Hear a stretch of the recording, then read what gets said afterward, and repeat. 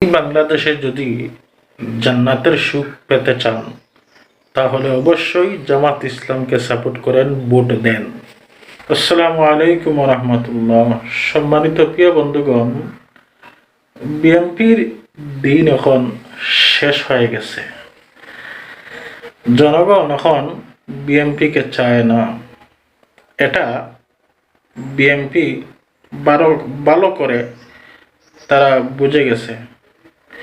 তাই তারা এখন চাচ্ছে হুমকি দুমকি দিয়ে মাঠ দখল করে তারা এখন ক্ষমতায় যাওয়ার চেষ্টা করতেছে।